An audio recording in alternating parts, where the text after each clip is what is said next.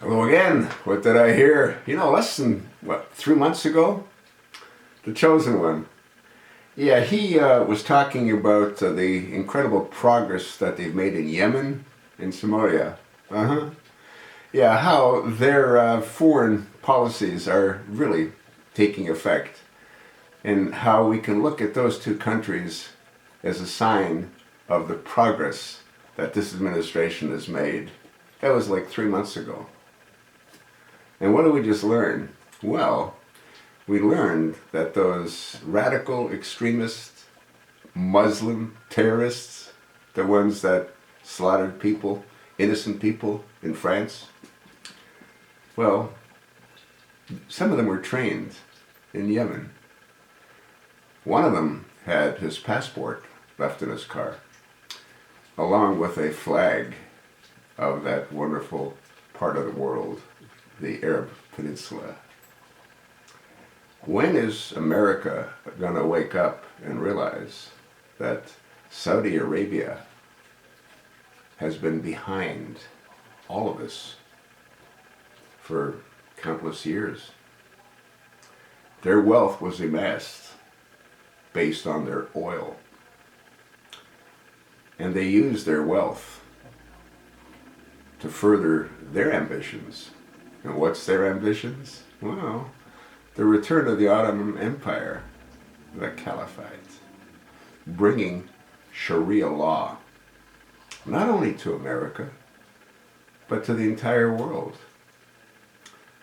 That's the dream that I believe King Abdullah had when he created the Manchurian Candidate. That's Barack Hussein Obama, or Barry Soetoro. Whichever one you choose, they're one and the same. You know what's interesting about, well, there's a lot of things interesting about Barry Soetoro. I don't believe there's any documentation that shows that he changed his name legally. No different than there's no documentation that he has a valid Social Security card. No different than there's no documentation that he has a valid birth certificate. As much as they tried to pull off the hoax, the hoaxers made some critical mistakes. One of them you've heard me mention quite often, and that is that Barack Obama's father, according to that forged document, was African American. That word did not exist in 1961. I mean, it didn't exist. So how could his father have been African American? Another problem they had is the font.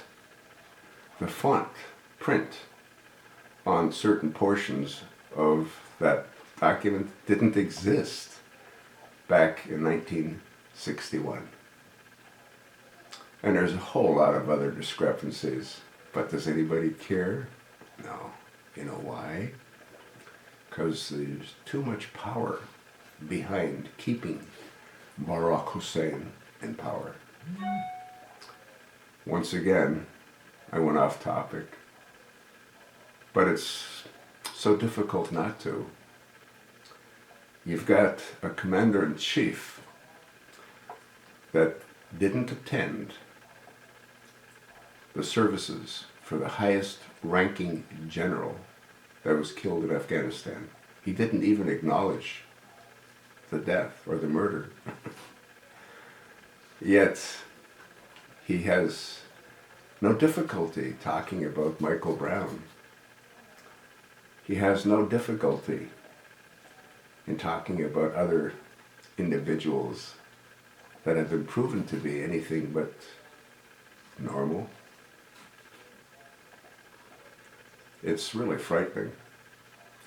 And what's even more frightening is it's so obvious, yet nothing changes.